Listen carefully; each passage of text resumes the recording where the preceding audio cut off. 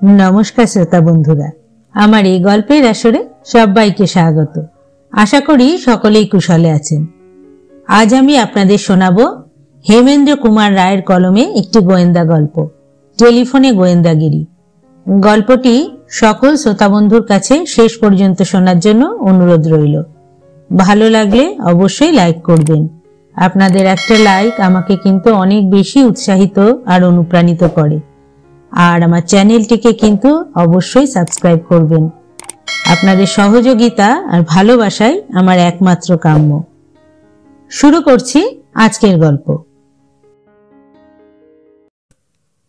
যে গল্পটি বলতে বসেছি তা গল্প বটে, কিন্তু একেবারে সত্য ঘটনা। কবি শেক্সপিয়ার বলেছেন, সত্য হচ্ছে উপন্যাসের চেয়েও আশ্চর্য। অন্তত এই ঘটনাটি সত্য হলো এমন আশ্চর্য যে বিখ্যাত বিলিতি লেখক ক্যানন উইল সাহেব একে অবলম্বন করে শার্লক হোমসের একটি গল্প লিখে ফেলেছেন। আমি কিন্তু শার্লক হোমসের গল্প তোমাদের শোনাবো না।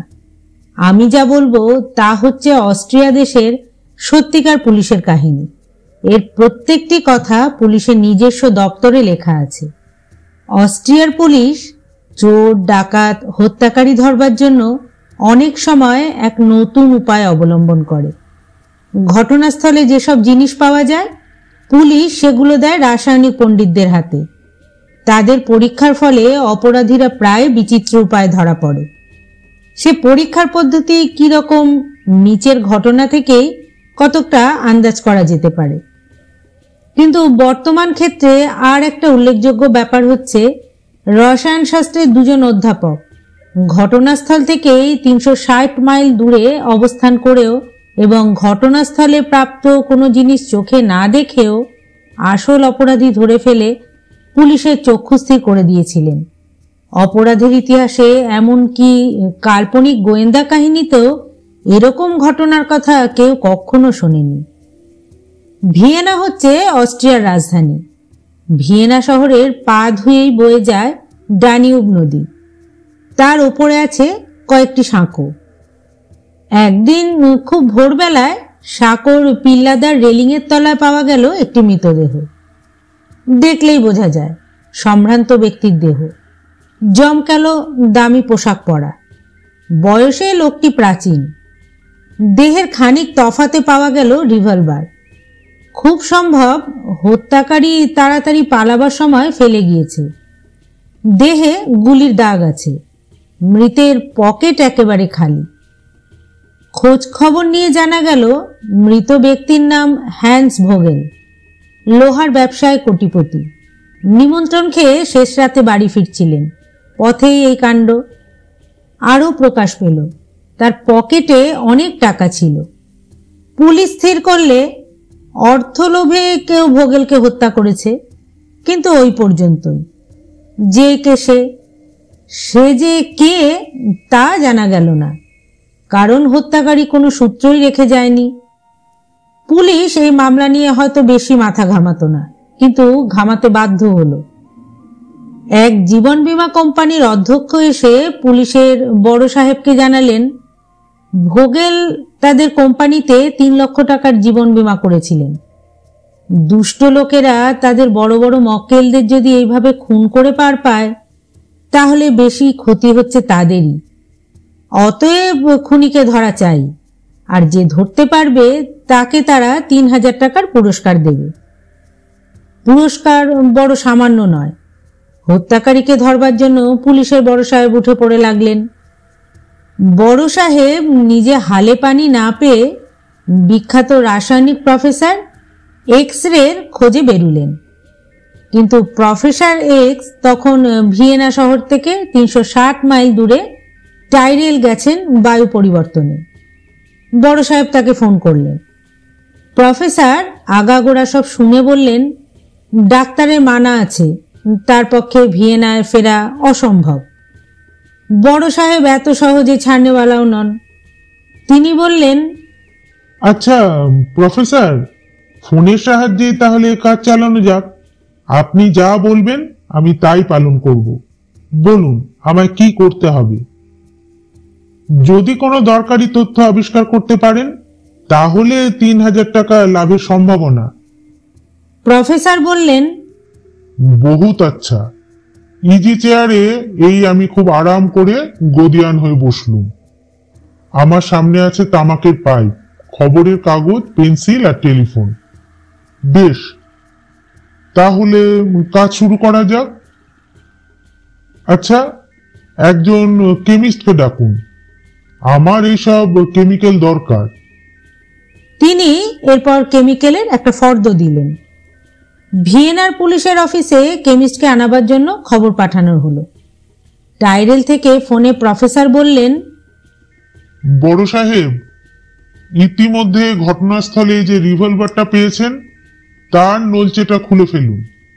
নলচেটার দুটো মুখই ছিপিয়েটে এমন ভাবে বন্ধ করে দিন ভিতরে যাতে ধুলো হাওয়া ঢুকতে না পারে।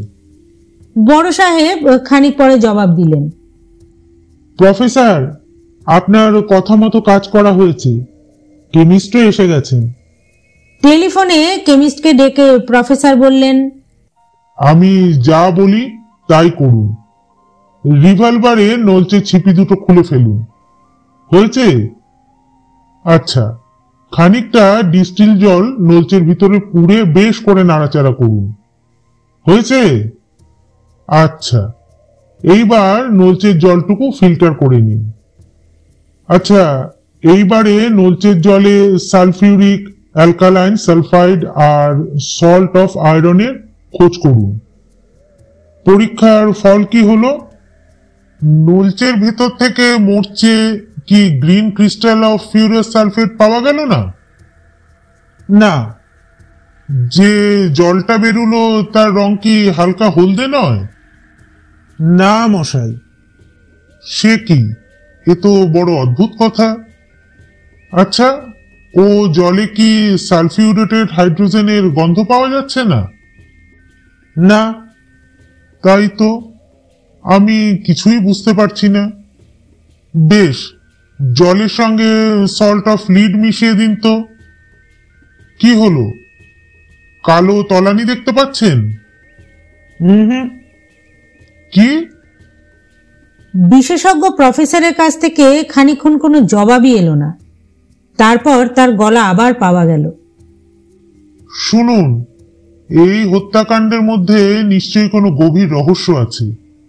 নলচের জলের ভিতর সালফিউরেটেড অ্যাসিড পেলে প্রমাণিত হতো যে ওই রিভলভার 24 ঘন্টার ভিতরেই ছোড়া হয়েছে, কিন্তু তা যখন পাওয়া যায়নি তখন বুঝতে হবে যে রিভলভারটা ছোড়া হয়েছে 24 ঘন্টা আগে। কিন্তু তা তো হতে পারে না, কারণ তাহলে এমন প্রকাশ্য সাঁকোর ওপর মৃতদেহটা ঘটনার আগের দিন সকালেই পাওয়া যেত। আচ্ছা, জলে বোধহয় অক্সাইড অফ আয়রন আছে। আগে হ্যাঁ, আছে। বেশ, পুলিশের বড় সাহেবকে ফোনটা ধরতে বলুন। বড় সাহেব ফোন ধরে বললেন, প্রফেসর, এসব কি শুনছি? ও রিভলভারটা পাওয়া গেছে লাশের ঠিক পাশেই, আর তা থেকে যে একটা গুলি ছোড়া হয়েছে সে প্রমাণও আছে। হতে পারে, কিন্তু ও রিভলভারটা মৃত ব্যক্তির মৃত্যুর জন্য দায়ী নয়, কারণ ওটা থেকে গুলি ছোড়া হয়েছে ঘটনার 1.5 দিন থেকে 5 দিন আগে। তাহলে আমাদের ঠকাবার জন্য হত্যাকারী ওখানে ওটা ফেলে গেছে। আর একটু পরখ করা যাক। আচ্ছা, মৃত ব্যক্তির দেহের ভিতর থেকে গুলি পাওয়া গেছে? হ্যাঁ, সেটা আমার টেবিলের ওপরেই রয়েছে। গুলিটা পরীক্ষা করেছেন? এখনো করিনি। বেশ, এখন পরীক্ষা করে দেখুন দেখি গুলিটার মাপ কত। খানিক পরেই বড় সাহেব অভিভূত কণ্ঠে বললেন, প্রফেসর, আপনি যা বলেছেন তাই। ও গুলিটা রিভলভারের ব্যাসের চেয়ে অনেক বড়। ওটা অন্য রিভলভারের গুলি। বড় সাহেব প্রায় হতভম্ব। চোর, ডাকাত, খুনি ধরা তার নিত্যদিনের কাজ। ঘটনাস্থল তিনি সচক্ষে দেখেছেন, সমস্ত প্রমাণ তারই হাতে রয়েছে এবং শত শত গোয়েন্দা তাকে সাহায্যও করেছে। অথচ একজন প্রফেসর 350 মাইল দূরে বসে কোনো কিছু চোখে না দেখে এবং হাতে নাতে পরীক্ষা না করে অনায়াসেই রহস্যটা ধরে ফেললেন। তার আত্মসম্মানে বোধহয় অন্তত আঘাত তো একটু লাগলই। প্রফেসর এক্স বললেন, বড় সাহেব, বিশ্ববিদ্যালয়ের অপরাধতত্ত্বের সহকারী প্রফেসর ওয়াই সম্প্রতি আমার এখানে আছেন। এইবারে আপনি ফোনে তার সঙ্গে কথা বলুন। হ্যাঁ, আর একটা জিজ্ঞাসা আছে। মৃত ব্যক্তির জামাটা নিশ্চয়ই আপনার কাছে আছে। দেখুন তো, জামার যেখানে গুলি ঢুকেছে সেখানে পোড়া বারুদের দাগ আছে কিনা। আছে প্রফেসর। তাহলে বোঝা যাচ্ছে মৃতের দেহের খুব কাছ থেকেই গুলি ছোড়া হয়েছে। ঠিক আছে, প্রফেসর ওয়াইয়ের সাথে এবার আপনি কথা বলে নিন। প্রফেসর ওয়াই ফোন ধরে বললেন, নমস্কার বড় সাহেব, ভোগেলের মৃতদেহ থেকে আপনি কি কি জিনিস পেয়েছেন আর কি কি হারিয়েছে? প্রাপ্ত জিনিসের ফর্দ দিয়ে বড় সাহেব বললেন, কিন্তু ভোগেলের পকেটে 3খানা গভর্নমেন্টের প্রমিসরি নোট ছিল, তা পাওয়া যাচ্ছে না।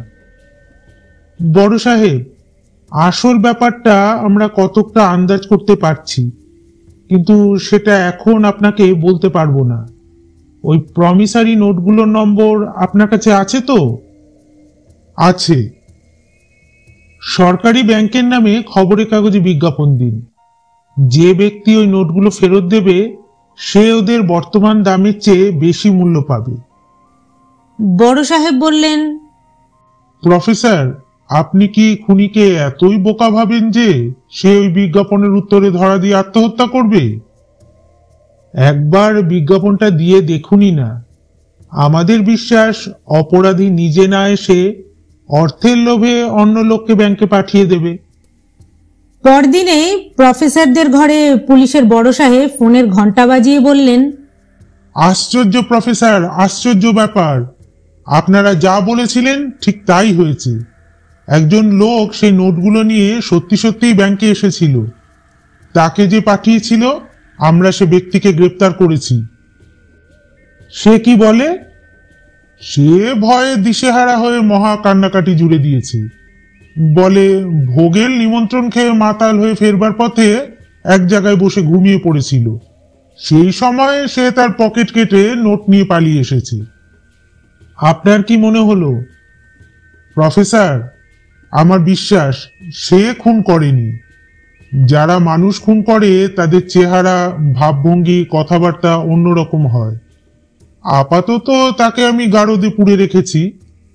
বেশ করেছেন, কারণ সে যে ভোগেলের পকেট কেটেছে তাতে তো আর সন্দেহ নেই। বড় সাহেব, এক কাজ করতে পারবেন? কি কাজ? সাঁকোর ওপরে যেখানে ভোগেলের লাশ পাওয়া গেছে একবার সেইখানে যান। সাঁকোর ধারে যে লোহার রেলিং পাবেন তার নিচে, মনে রাখবেন ভিতরের দিকে, লোহার গায়ে কোনো চটা ওঠা দাগ আছে কিনা দেখে আসুন। প্রফেসরের অদ্ভুত অনুরোধ শুনে পুলিশ সাহেব রীতিমতো অবাক হয়ে গেলেন। রেলিংয়ের গায়ে দাগই বা থাকবে কেন, আর থাকলেও বা তার সাথে এই খুনের সম্পর্ক কি? খানিকক্ষণ পরে টেলিফোনে আবার পুলিশ সাহেবের বিস্মিত কণ্ঠস্বর শোনা গেল। হ্যালো প্রফেসর, আমি দেখতে গিয়েছিলুম। হ্যাঁ, নিচের রেলিং এর ভিতর দিকে রং এক জায়গায় চটে গিয়েছে, নতুন দাগ, যেন সেখানে কোনো একটা ভারী জিনিস গিয়ে পড়েছিল। কিন্তু সেটা আপনি জানলেন কি করে? কেউ কি আপনাকে বলেছে? সহাস্য শব্দে খুশির গলায় প্রফেসর বললেন, না, আমরা দুই প্রফেসর মাথা খাটিয়ে একটা সিদ্ধান্তে উপনীত হয়েছি। আমরা যে গল্পটা তৈরি করেছি সেটা সত্যি কিনা আপনারা খোঁজ নিলেই বুঝতে পারবেন। আর আমাদের গল্পটা হচ্ছে এই রকম। ভোগেলের ব্যবসায় আজকাল খুব লোকসান হচ্ছিল, আর দুদিন পরেই হয়তো তাকে দেউলে হতে হতো এবং তার পরিবারবর্গ পথে বসত। চোখের সামনে স্ত্রী, পুত্র, কন্যা দারিদ্র্যের ছবি দেখতে দেখতে ভোগেলের প্রায় পাগলের মতন অবস্থা হয়েছিল। দিনরাত ভাবতে লাগলো এই দুর্ভোগের দায় থেকে কি উপায়ে সে তার পরিবারবর্গকে উদ্ধার করবে। প্রথমে সে 3 লক্ষ টাকার নিজের জীবন বীমা করলেন, কিন্তু জীবন বীমা শর্তে লেখা রইল সে আত্মহত্যা করলে জীবন বীমা কোম্পানি তার পরিবারবর্গকে টাকা দিতে বাধ্য থাকবে না। এই শর্ত না থাকলে ভোগেলের খুব সুবিধা হতো, কারণ সে স্থির করেছিল এই উপায়ে পরিবারবর্গকে রক্ষা করবে। প্রথমে সে একটি রিভলভারে 6টি গুলি পুড়ে একটি গুলি ছুড়ল। সেই রিভলভারের সঙ্গে আর একটা গুলি ভরা রিভলভার পকেটে পুড়ে ভোগেল নিমন্ত্রণ বাড়িতে গিয়েছিল। অনেক রাতে নিমন্ত্রণ খেয়ে সে পথে বেরুল। দেখলে একটা চোরের মতন লোক তার পিছু নিয়েছে। তখন তার মাথায় এক বুদ্ধি জুটল। সে মাতলামির অভিনয় করতে করতে এক জায়গায় বসে ঘুমিয়ে পড়ার ভান করল। চোর তার পকেট কাটল, কিন্তু সজ্ঞানেও সে বাধা দিল না। তারপর ভোগেল উঠে সাঁকোর উপরে গেল। প্রথম রিভলভারটা বার করে একটু তফাতে ফেলে দিল। লোকে ভাববে তাকে খুন করে পালাবার সময় খুনি ওই রিভলভারটা ফেলে গেছে। রিভলভারটা তার কাছে থাকলে পাছে কেউ যদি ভাবে ওর দ্বারা সে নিজেই আত্মহত্যা করেছে, তাই সেটাকে ফেলে দিল খানিক তফাতে। দ্বিতীয় রিভলভারটা বার করে এক গাছা শক্ত দড়ির এক প্রান্তে বেঁধে ফেলল, আর দড়ির অন্য প্রান্তে বাঁধল খুব একটা ভারী জিনিস, খুব সম্ভব মস্ত একখানা পাথর। তারপর পাথরখানা রেলিং গলিয়ে সাঁকোর বাইরে ঝুলিয়ে দিল। তারপর নিজের বুকে রিভলভার রেখে গুলি ছুড়ল। হতভাগ্য ভোগেলের তখনই মৃত্যু হলো, এবং সঙ্গে সঙ্গে দড়ি ভরা রিভলভারটা ছিনিয়ে নিয়ে সেই মস্ত ভারী পাথরখানা ডানিউব নদীর গভীরে গিয়ে পড়ল। কিন্তু রেলিং এর ভিতর দিয়ে গলবার সময় ভারী পাথরের টানে রিভলভারটা খুব জোরে রেলিং এর উপর গিয়ে পড়ল। লোহার গায়ে তারই চটা ওঠা দাগ হয়ে গেল। বড় সাহেব, আমাদের দৃঢ় বিশ্বাস এই নাটকের দুরাত্মা ওই পকেটমার বেচারা নয়, ভোগেল নিজেই। ডানিউব নদীতে ডুবুরি নামিয়ে খোঁজ করলেই দড়ির 2 প্রান্তে বাঁধা সেই রিভলভার আর পাথরখানা খুঁজে পাওয়া যাবে। ভোগেল ভেবেছিল এত চালাকির পরেও তার মৃত্যুকে কেউ আত্মহত্যা বলে সন্দেহ করতে পারবে না। জীবন বীমা কোম্পানি তার পরিবারবর্গকে 3 লক্ষ টাকা দিতে বাধ্য থাকবে, এবং নম্বরি নোট ভাঙাতে গিয়ে তাকে হত্যা করার অপরাধে ধরা পড়বে সেই পকেটমারি। কিন্তু নিজের স্ত্রী পুত্র কন্যার সুখের জন্য সে আর এক হতভাগাকে ফাঁসি কাটে তুলে দিতে চেয়েছিল। আপন প্রাণ বিসর্জন দিয়েও তাই সে ভগবানের দয়া পেল না। প্রফেসরদের অনুমান সব দিক দিয়েই সত্যে পরিণত হলো। ডানিউব নদীর গর্ভ থেকে দড়ি বাঁধা পাথর আর রিভলভার 2 পাওয়া গেল। জীবন বীমা কোম্পানি 3 লক্ষ টাকা লোকসানের দায় থেকে নিষ্কৃতি পেয়ে কৃতজ্ঞ হলো। অঙ্গীকৃত 3000 টাকার চেয়েও বেশি পুরস্কার দিয়ে প্রফেসরদের খুশি করল। এই ব্যাপারটি কি উপন্যাসের চেয়ে আশ্চর্য নয়? কখনো কোনো উপন্যাসের ডিটেকটিভও কি ওই 2 প্রফেসরের চেয়ে বেশি বুদ্ধির পরিচয় দিতে পেরেছে? কিন্তু তোমরা কেউ এই ব্যাপারটিকে অবিশ্বাস করো না, কারণ এটি হচ্ছে অস্ট্রিয়া দেশের একটি বিখ্যাত সত্য ঘটনা। গল্পটি এখানেই শেষ হলো। আশা করি আপনাদের ভালো লেগেছে। ভালো লাগলে অবশ্যই লাইক আর শেয়ার করবেন, আর আমার চ্যানেলটিকে সাবস্ক্রাইব করে আমার পাশে থাকবেন। আবার আসবো আমি আরেকটি নতুন গল্প নিয়ে। ধন্যবাদ।